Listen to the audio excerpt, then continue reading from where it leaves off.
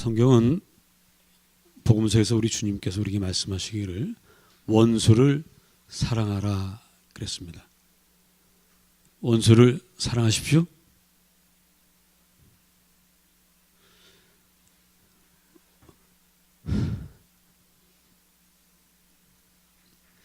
자, 그래서 오늘 우리는 요셉 이야기를 집중적으로 하려고 합니다.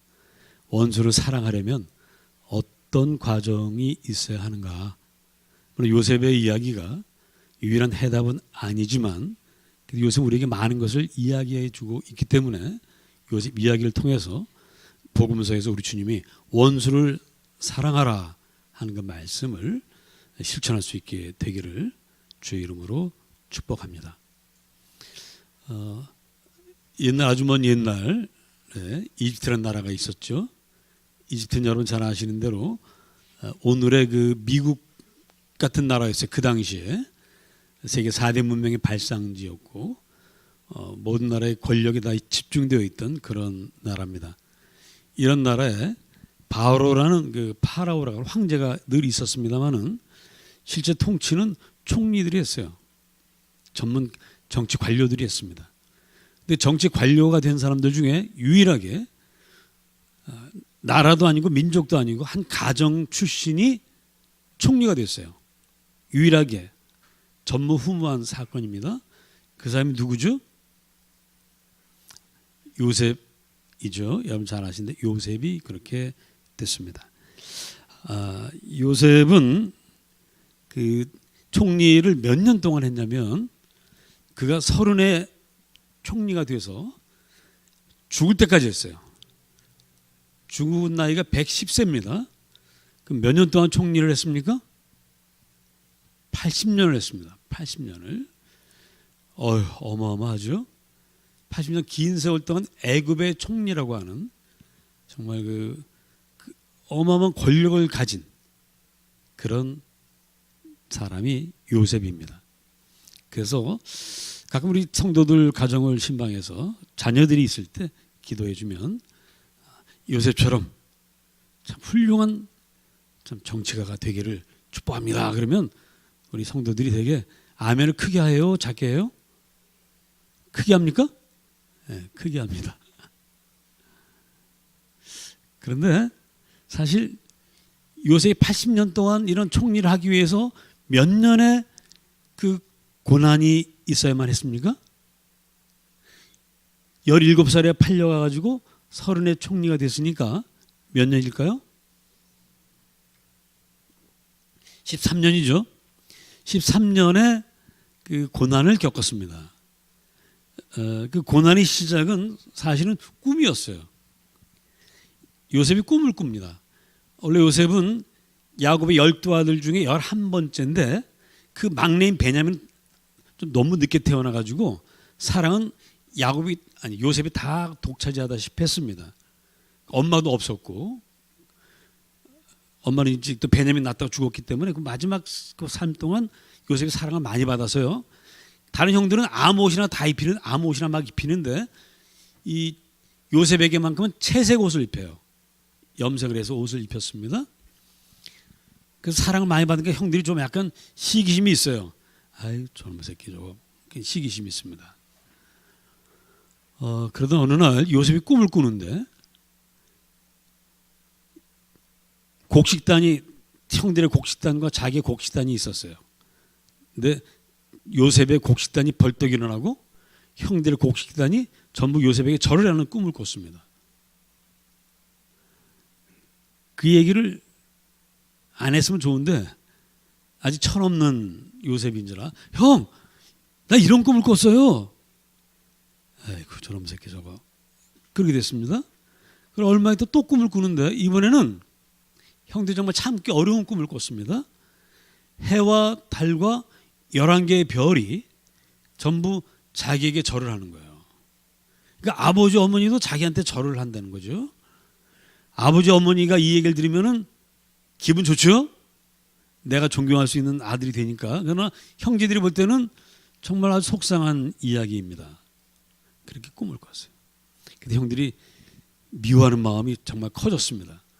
그러던 어느 날 형들이 광야에서 그 양을 치고 있을 때 요셉이 아버지 신부로 왔습니다. 와가지고는 먹을 거 갖다 줬어요. 그 형들이 이렇게 보고 있는데 점새끼 저거 여기서 죽게 만들자 해서 구덩이에 빠뜨렸어요. 형들 왜 그래? 빠졌습니다. 마침 그때 노예 장사가 지나가는 걸 만났습니다. 야, 우리 저놈 저기서 굶겨 죽이는 것보다는 노예로 팔아먹자 해서 팔았습니다. 그래서 애굽으로 이집트로 갔죠. 이집트로 가가지고 거기서 경호대장 보디발 장군의 집에 총무집사로 들어갔습니다. 열심히 일을 해서 보디발 장군이 인정을 했습니다마는 주인 마님의 못된 그 탐욕 때문에 누명을 쓰고 감옥을 갔습니다. 감옥 생활을 꽤 오래 했습니다. 감옥 생활하면서 거기서 애굽의 고위 관료 두 사람을 만납니다. 한 사람은 떡 굽는 관원, 말하자면 그 청와대 음식 담당 행정관이겠죠. 또 한 사람은 술 맡은 관원, 의전 비서관이죠. 의전 비서관. 두 사람의 꿈을 다 해몽해 줬는데 꿈대로 됐어요.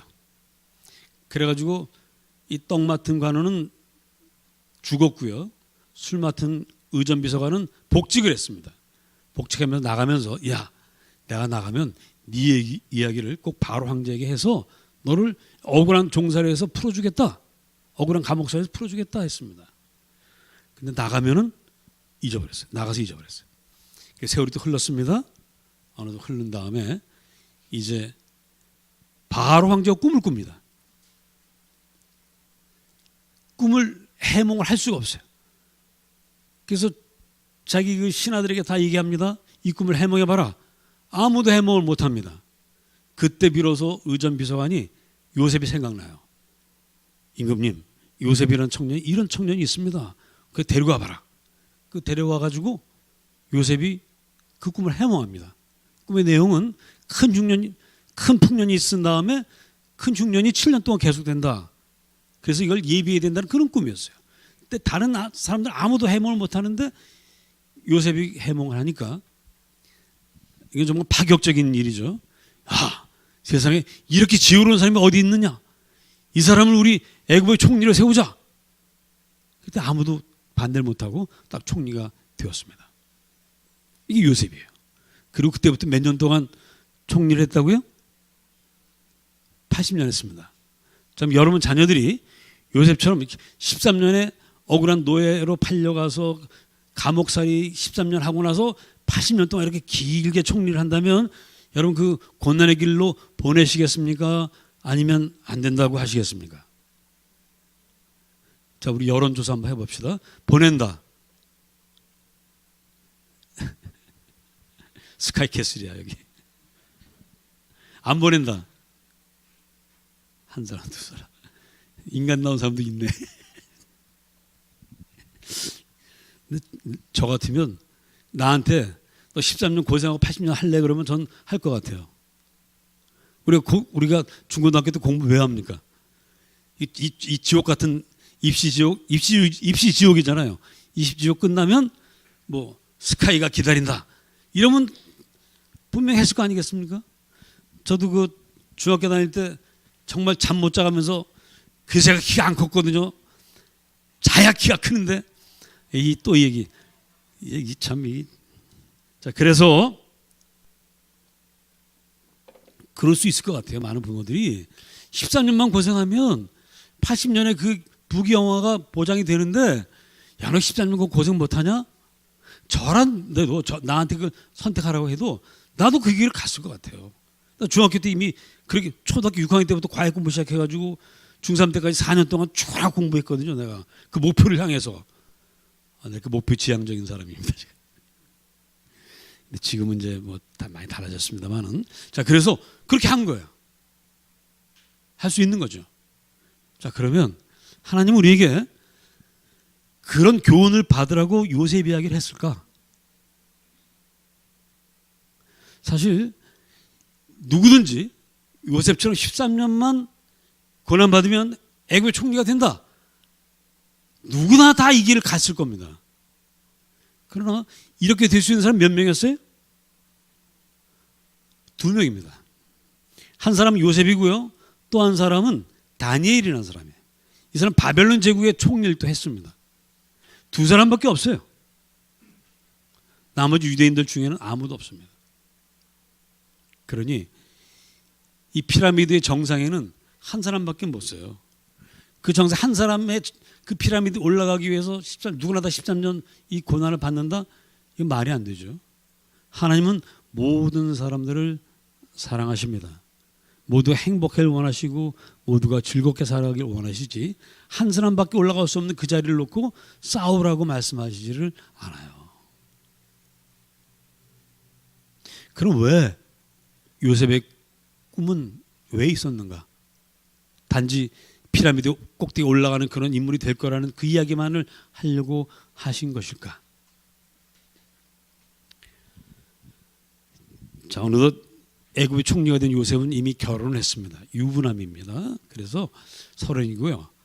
게다가 13년 동안 노예상 그 고난만 겪은 것이 아니라 그 감옥에서 애굽의 고위 관리들, 행정관, 또 의전 비서관 이런 사람들하고 많이 대화하면서 그 식견이 굉장히 넓어졌어요. 굉장히 아주 유식한 정치인이 됐습니다. 그 정치 세계가 어떻게 돌아가는지도 알게 됐어요. 그리고 이제 결혼도 했고. 옛날 사람들 요셉을 알아볼 수가 없어요. 게다가 의관을 딱 정지하고 있으면 참 알아보기가 참 어렵습니다. 어려워요. 어제 제가 우리 지방회에서 연합교회 장로님 한 분을 뵀는데 그분이 은퇴한 지 한 2년 됐거든요. 근데 어제 이제 그 뭘 하러 오셨는데 앞에서 딱 보니까 많이 보던 분인데 모르겠더라고요. 그분인지 아닌지를 확신을 못 하겠어요. 끝나고 다시 이제 막 자유롭게 돌아다니면서 딱 보니까 가까이 가서 보니까 그분이 딱 맞는 거예요. 근데 한 20m 떨어져서 보니까 모르겠는 거야. 그래서 아이고 장로님 이렇게 젊으셨어요. 봤더니 모자 썼더라고요. 무슨 모자? 가발. 몰라보겠더라고요. 자, 그러니 요셉이 애굽의 총리로서 그 화려한 옷들을 입고 관을 쓰고 앉아 있으면 형들이 알아볼 수 있겠어요? 또 그 형들은 그 요셉을 감히 쳐다볼 수 있습니까? 이러고 고개만 숙이고 있죠. 자, 그렇게 해서 이제 형들을 만나게 되는 거예요. 기근이 이집트뿐만 아니라 가나안까지 온 세계가 기근이 들었습니다. 벌써 기근이 들어서 양식이 다 떨어져 가지고 야곱이 아버지 야곱이 얘들아 저 이집트에는 양식이 많다는데 가 좀 사와라. 그래서 형들 10명이 왔습니다. 와서 요셉 앞에 머리를 숙이고 양식을 좀 살 수 있게 해주십시오 했습니다. 요셉은 한눈에 형들을 다 알아보죠. 10명이 딱 몰려왔는데 몰라볼 리가 없습니다. 그때 그 형들을 만났을 때 그 마음이 어떤 마음이었을까요? 원수는 외나무 아래에서 만납니다. 이 인간들이 말이야, 형들이나 인간들이 나를 그렇게 미워하고 나를 팔아먹고 내가 좀 제발 살려달라고 애걸복걸할 때 한 놈도 쳐다도 보지 않고 그랬던 놈들이 드디어 내 앞에 왔구나. 그래서 아주 엄한 소리 이렇게 말합니다. 너희들은 정탐꾼이지, 너희들은 간첩이지, 이 나라의 틈을 엿보려고 왔지 하고 딱 다구칩니다. 그랬더니 물론 아니라고 막 발뺌을 합니다. 그래서 그 요셉이 일단 그 이제 형들을 이걸 이러는 중에 갑자기 자기 꿈이 생각이 나요. 근데 꿈에 형들이 자기한테 절을 하는 것까지만 나왔어요. 그 다음에 그 곡식단들 다 들여다갔다 버렸다는 내용이 없습니다. 11개의 별을 땅에 파묻었다는 얘기가 없습니다. 그러면 형들을 내가 원수를 갚아 죽이는 게 맞는지 틀리는지를 모르겠는 거예요. 그래서 일단 원수는 아직 갚을 시간은 많으니까 일단은 이제 참기로 하고요. 형들을 이제 양식을 줘서 보냅니다. 보낼 때 시므온을 볼모로 잡아요. 시므온을 볼모로 잡고 가서 베냐민을 데리고 와라.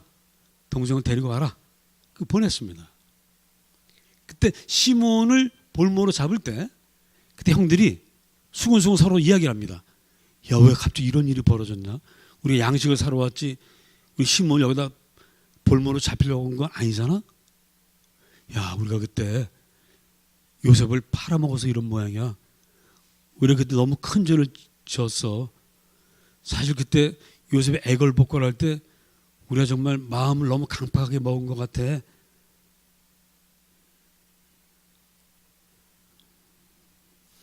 아우 일로 우리가 범죄하였구나 라고 서로들 이야기합니다. 이 이야기를 요셉은 다 듣고 있습니다. 그 듣고 있던 요셉이 갑자기 자기도 모르게 울음이 탁 터져나오는 거예요. 그리고 급히 그 자리를 피하고 한바탕 울고는 다시 왔어요. 그리고 이제 마음을 가라앉히고 어쨌든 가서 베냐민을 데려와라 하고 보냅니다. 갔습니다. 한 1년 또 양식을 먹고 나서 이제 다 떨어졌어요. 다시 또 와야 되는데 야, 또 양식을 사오라 그랬더니 형들이 아버지 그 이집트의 그 높은 분이 베냐민을 데리고 오지 않으면 안 된다고 해요. 근데 야곱이 야, 내가 요셉을 잃어버리고 시몬도 거기 잡혀 있고 또 베냐민까지 보내야 된단 말이냐? 안 된다. 그래서 또 버팁니다. 버티다가 도저히 버틸 수가 없어서 그럼 베냐민을 데리고 가라. 그때 유다가 베냐민을 데리고 오지 못하면 내가 그 베냐민의 목숨을 제가 책임지겠습니다 하면서 옵니다. 와서 다시 만나요. 만났을 때 요셉이 그 형들 사이에 서 있는 베냐민, 자기 어머니가 같은 동생이죠. 딱 둘이니까 라헬의 아들은 요셉과 베냐민인데 좀 특별했던 것이죠. 그 아이를 보니까 이 아이가 너희가 말했던 그 아이냐? 또 아버지는 잘 계시냐? 이런 걸 저걸 묻다가 베냐민을 축복합니다. 이 아이를 축복해 주시옵소서 축복기도 하고요. 그리고 나니까 갑자기 또 울음이 터져 나오는 거예요. 참을 수가 없어서 자기 방으로 안방으로 막 뛰어가서 또 한바탕 웁니다. 한바탕 울었어요. 그런데 아직까지도 형들 정말 용서하려는 마음이 생기진 않아요. 계속 울음은 나오지만 이 인간들을 정말 용서해야 되겠다 하는 생각이 나지를 않습니다. 아직도 형들의 진심을 알 수가 없는 거예요. 그래서 이번엔 어떤 또 실험을 하냐면 형들과 베냐민을 다 돌려보냅니다. 시몬까지 다 돌려보냅니다. 돌려보내는데 자기의 은잔 하나를 베냐민의 자루에 살짝 넣어요. 그리고 이제 보내요. 형들이 야 신난다. 아이고 잘 됐네 하고 돌아오다가 뒤쫓아온 군사들이 붙잡힙니다. 우리 주인님의 은잔이 없어졌는데 당신들 중에 하나가 가져간 것 같으니 빨리 돌아와서 한번 짐을 조사해보자. 그 베냐민은 다시 요셉 앞에 왔습니다. 그리고 하나하나 다 자루를 뒤지는데 다 없는 거예요. 근데 마지막에 베냐민 자루에서 은장이 탁 나왔습니다.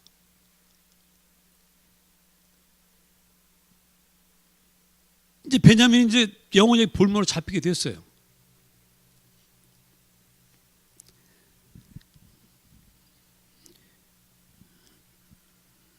이제 베냐민이 범인이니까 베냐민만 여기 놔두고 당신 다 돌아가시오.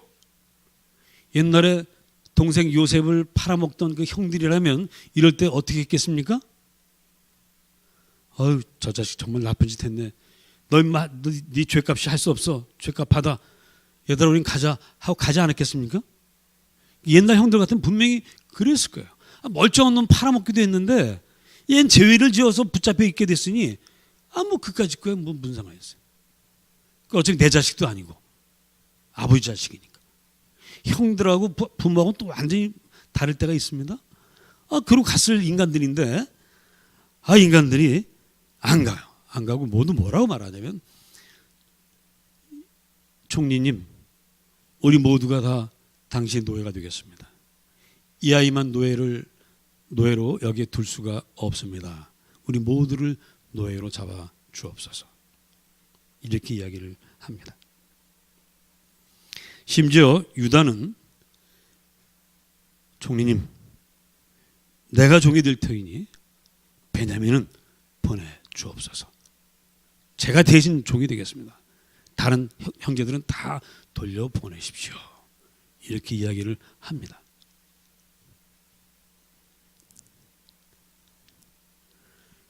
그래서 말하기를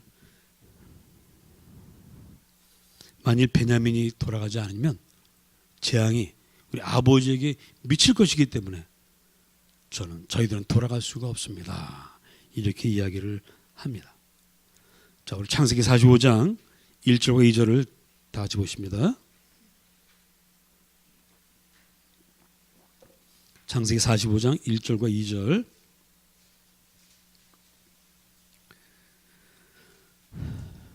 시작.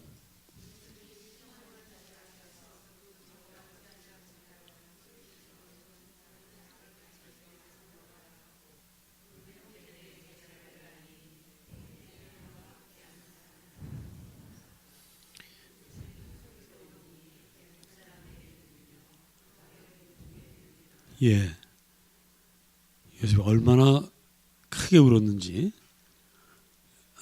그 총리실뿐만 아니라 바로의 궁중 전체까지 다 들렸다. 또 그 소문이 또 났다 이런 얘기겠죠. 지금 총리님이 어마어마하게 울고 계셔. 그것이 이제 소문이 쫙 난 것입니다. 왜 요셉이 그러고 나서 요셉이 자기를 얘기해 주죠. 4절 보십니다. 4절 시작. 요셉이 형들에게 이르되 내게로 가까이 오소서. 그들이 가까이 가니 이르되 나는 당신들의 아우 요셉이니 당신들이 애굽에 판 자라. 그 얘기를 합니다. 이때 비로소 자기 신분을 밝힙니다. 내가 당신들의 아우 요셉입니다. 왜 요셉은 자기를 그토록 좀 죽음에 몰아넣고 그 14년 동안 어린 나이에 얼마나 외롭고 힘들었겠습니까? 고아처럼, 고아가 아닌데 고아처럼 외국에서, 타지에서 말도 낯선데 말도 다 새로 배워야 되는데 그 기간을 살면서 형들을 보지 못했을 때 이 이놈의 원수를 내가 꼭 갚고야 말겠다라고 아마 굳게 다짐도 했을 법합니다. 그런데 왜 그 형들을 만나고 나서는 왜 용서를 했을까?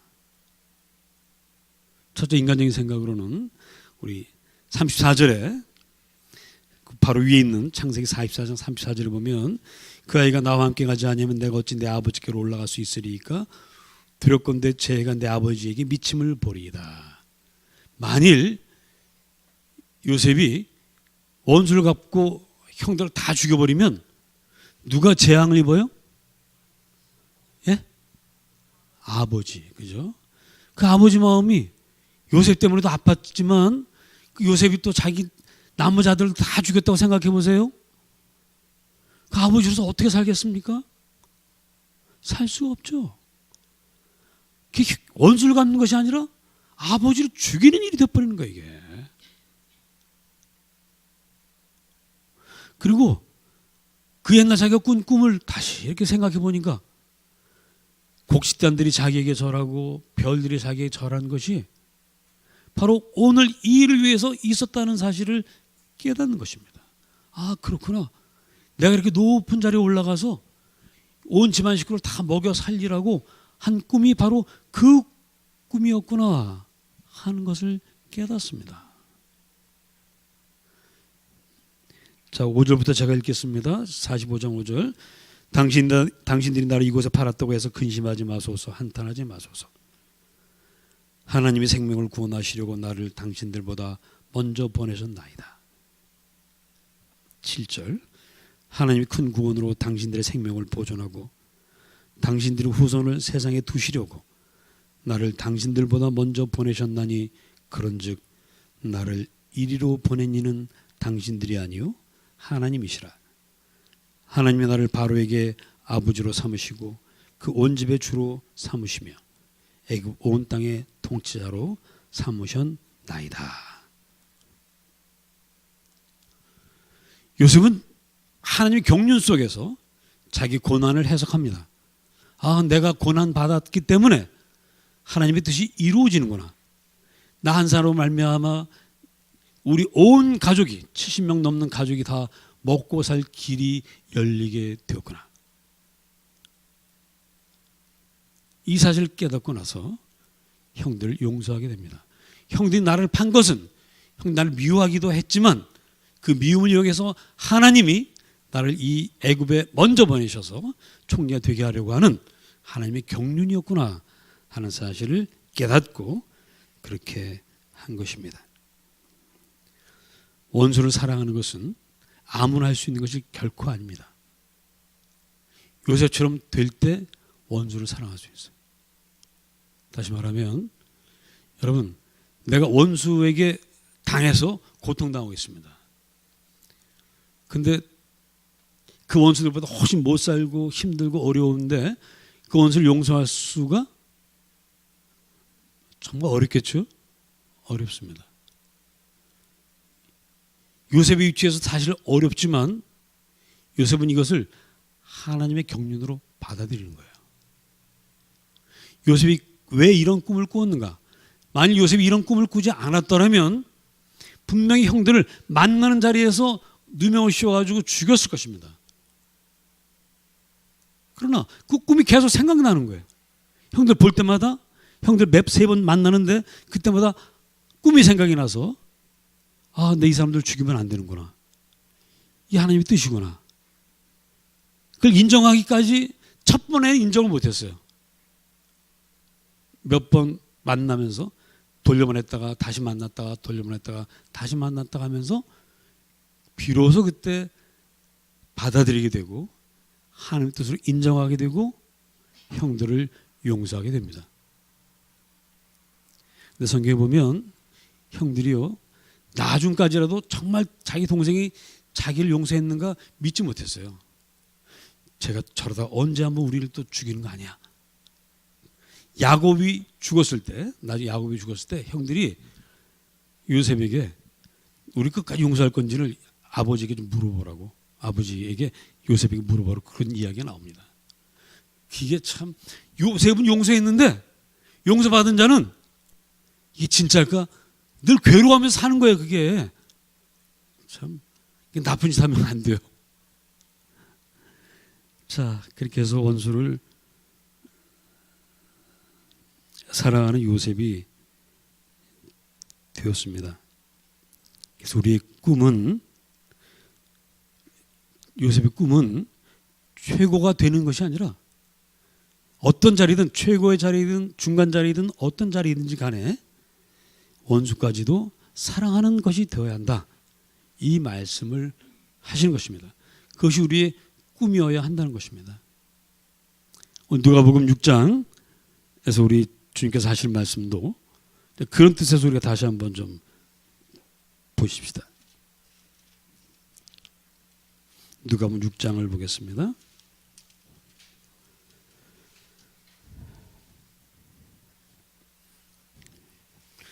27절부터 그러나 너희 듣는 자에게 내가 이르노니 너희 원수를 사랑하며 너희를 미워하는 자를 선대하며 너희를 저주하는 자를 위하여 축복하며 너희를 모욕하는 자를 위하여 기도하라.